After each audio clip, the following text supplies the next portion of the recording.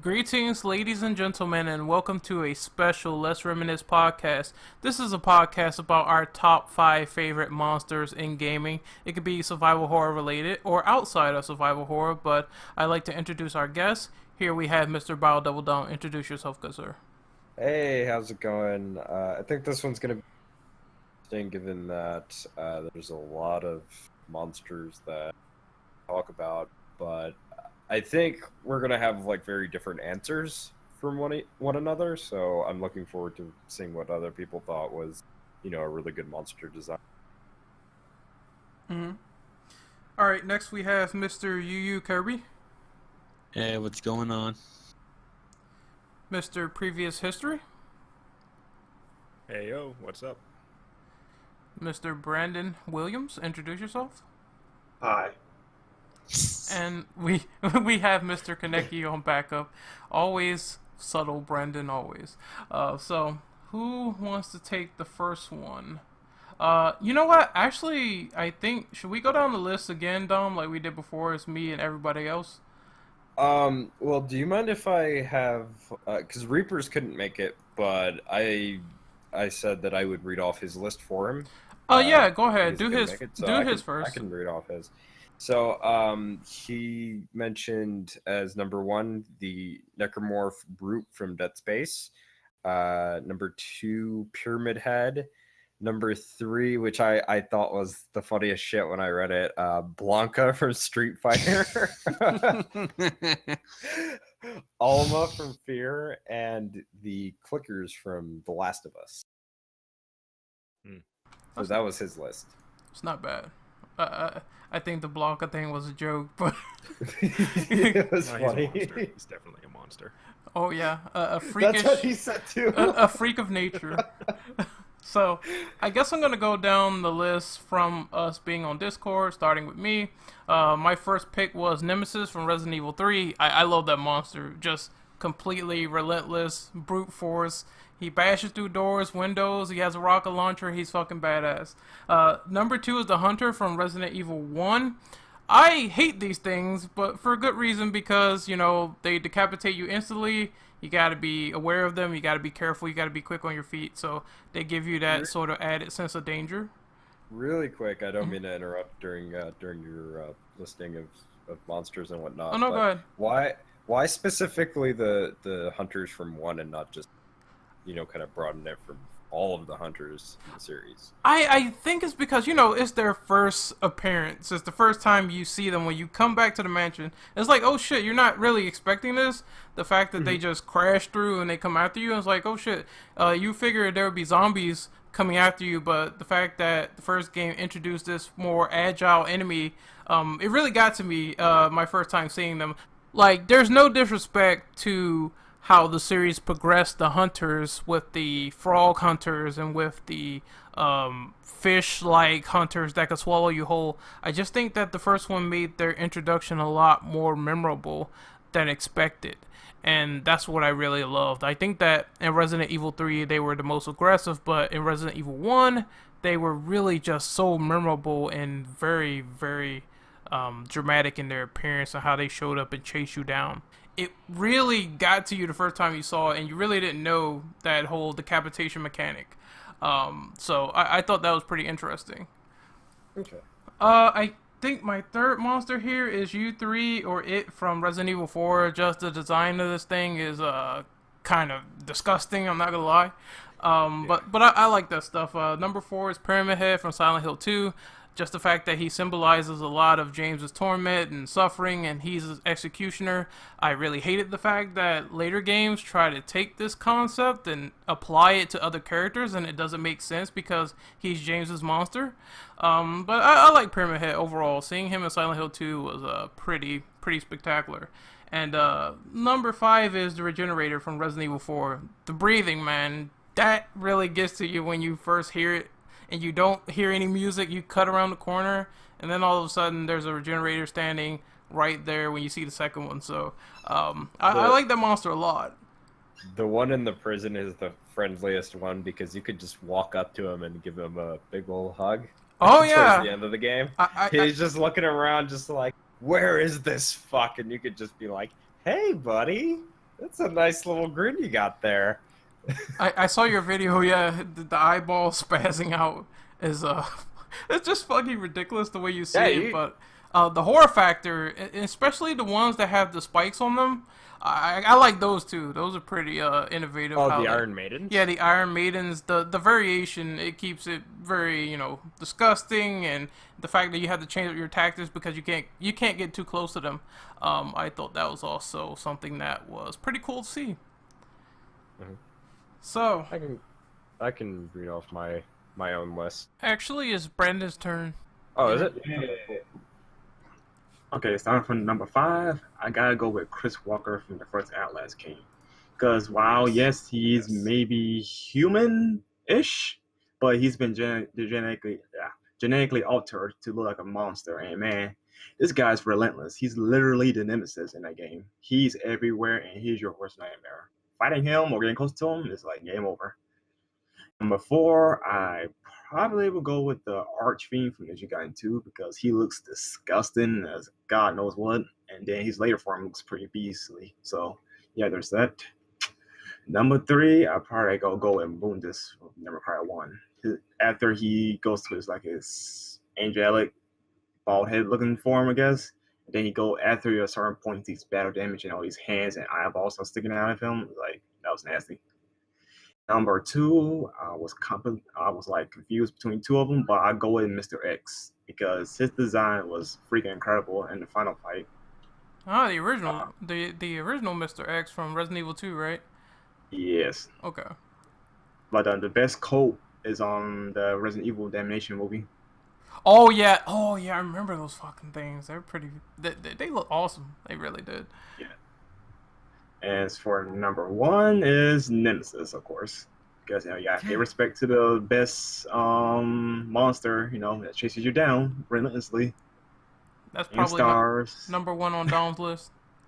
Yeah, I think that's probably gonna be number 1 on people's list. Maybe I don't know. Probably, he's very popular. I could have Yeah, I played mean- Usa next though, but I like Nemesis more. Mhm. But yeah, that's my list, so I hope you guys enjoy my boring list. Well, Dom, it's your turn.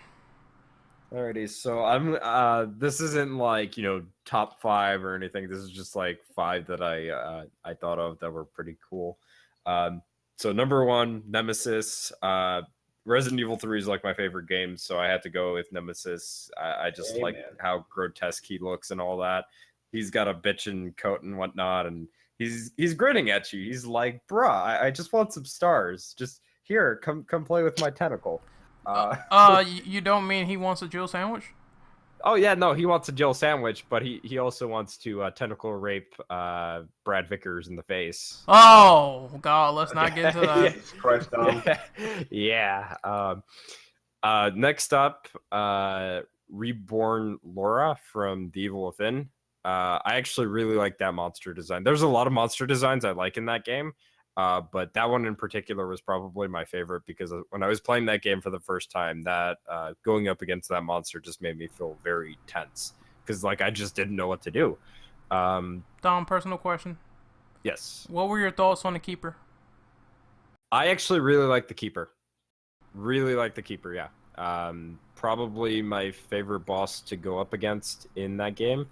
The only thing, and this is actually something that the art designer for that particular monster had said too, was that she wished it was a more of a killable monster or boss, and I would have to agree with that.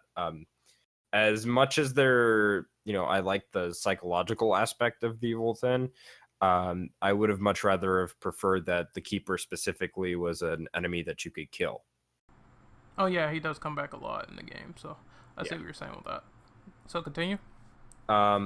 So afterwards, I have the Sin Scissors or Scythes from Devil May Cry 1. Seeing those and just you hearing them laugh and whatnot, it's just it reminds you of these Grim Reaper type of witches just because of the way that they laugh and whatnot. So I always really like those. Dom, I'm surprised you didn't say the death size because no, those are more frightening. If you ask me. I was gonna say that too, but I just wanted to go with the one you encounter first. So that's what I wanted to go with. Up next, the doll from Genma Onimusha. If you play that version of Onimusha, there's like a doll that you encounter, and the only way you can kill it is using your magic attacks with your weapons. You can't kill it with any other type of attacks. So it is something that it's a very it's almost like a nemesis type of monster that constantly chases you around if you don't try to stop it and kill it. Otherwise, it will relentlessly chase you from room to room to room until you're dead. So that's why I like that monster. And then my final pick is the Grey Child, or the children from Silent Hill 1 that you run into in the elementary school in Silent Hill 1. Playing that game, and just like, you get these like little kids, and they're like, 4 or 5 of them in a group, and they're trying to shank you with a little knife, is like freaking creepy as hell. And you're in just like this dark, bloody, disgusting room and whatnot. It's yeah.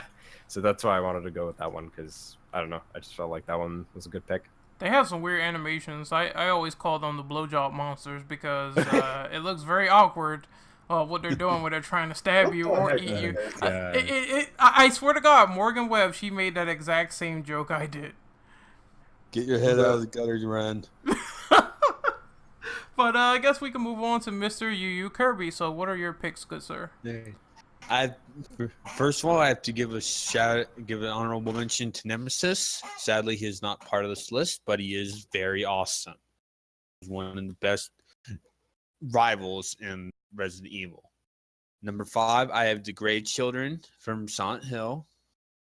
Exactly as stated. Plus, I do find the noise they make really adorable rather than creepy. Number 4, I have Phantom from the original Devil May Cry, the spider. He was annoying to fight, but I honestly found the fact that he was a flaming stone spider awesome. Number 3, I have the Incubus from Silent Hill, which is only lockable if you get good or good plus. It's a really cool design, in the fact that you actually can screw the game up with easily. Just isn't the Incubus the deity? I believe so.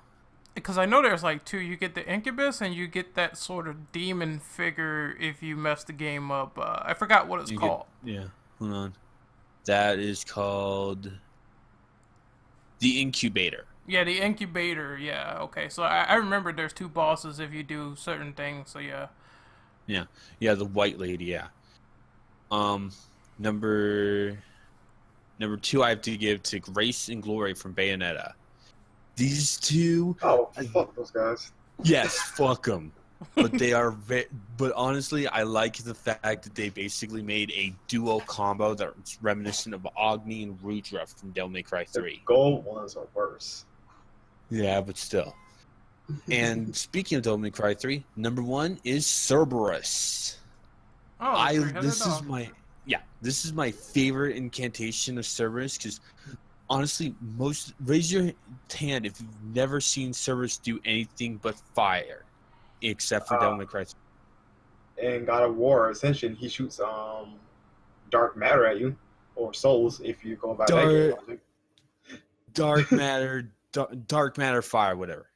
Yeah. Devil May Cry 3 is awesome because they go, screw that. He's an ice monster. Just fuck all that. Ice monster. And it's like, for first boss, he's actually really tough, but he kind of becomes cake once you get Agni and Rudra. So, those are all my choices. Okay, so it is now the turn of Mr. Previous History. So go ahead and name off your list, good sir. All right. Well, I have no Nemesis on my list because personally I haven't played those games. Don't hate me. But Kellis, man. Number 5, I have to put down Killer Croc from Arkham games, because I mean, he's freaking towering in the games. He is huge, and the first encounter in Asylum is like creepy. Dude, his death scene is quite gruesome, actually. Yeah, it's just it's in my head all the time when I was thinking of this list. But then at number 4, I got to put down Chris Walker from Outlast, because he's just relenting, and he's along every corner, and always scared me. Yeah. Number 3, I'm gonna go with Pyramid Head because he's just a badass looking character. He's like someone I would want to cosplay. He just has the most iconic look, I feel like, in most of my list.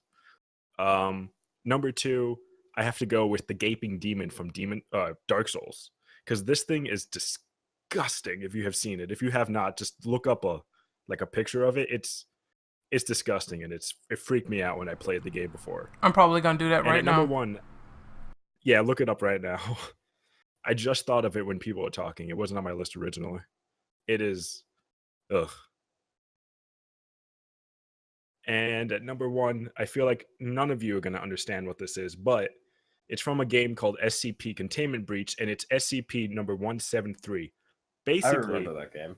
yeah, basically, this is, the Weeping Angels from Doctor Who. It's the Weeping Angels, but before Doctor Who existed, before the Weeping Angels existed in Doctor Who. This thing is a freakish, like baby, but like adult-sized baby statue that follows you around when you're not looking, and like instantly tries to kill you when you look away.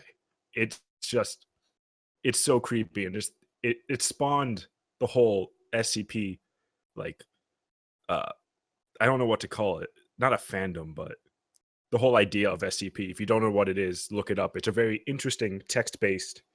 I don't know what the word is, but yeah, it's very, very scary. I gotta look. I gotta look that up. But Yeah. I think for the most part, this has been pretty short because we didn't have an extra man. But we can work with this. So the next podcast we're gonna have on Let's Reminisce is going to be the top 5 most creepiest moments in video games. So I think that's gonna be pretty interesting. So we're gonna do our outros here. So Mr. Previous History, where can we find you? You can find me on YouTube with Previous History because I'm starting doing stuff on there. You can find me on Twitter at CILM23. And I occasionally stream. I'm trying to stream more on Twitch under Previous History, so just look up the name, you'll find me. All right. What about you, Mr. Brendan? You can find me on both Twitter and YouTube as Arcade Magic Fan 14. I just do random Let's Plays that I feel like doing, so yeah. I'll also be finishing my stuff soon, so stay tuned. All right, so Mr. BioDevil Dawn. You guys can find me as biodevil_Dom on YouTube and on Twitter, and then on Twitch you can find me as Dom241996. Still kind of on hiatus when it comes to streaming like Shenmue 2 and going on mic with streams. Still trying to figure that out, but as soon as I do, we'll get back to Shenmue 2. Okay, so Mr. Yu Kirby, where can we find you and what do you do? You can find me on Twitter at DarkChaosXX. You can find me on Twitch under Yu Kirby. I need to get back to streaming. Hopefully I should be stable to stream Thursday, and I'll be doing the JoJo Bizarre Adventure fan game, 7th Stand User. And you can find him on YouTube under you, Kirby, too. Alright, Mr. Kaneki, you want to outro yourself really quickly? You can find me on Twitch, Twitter, and YouTube under the same name known as Groove or Order. Alright, and you can find me on Twitter at RenOperative_. You can find me on YouTube at Renegade Operative, where I will be uploading this podcast and various other things. I think I'm going to do a review on Luke Cage, so look forward to that.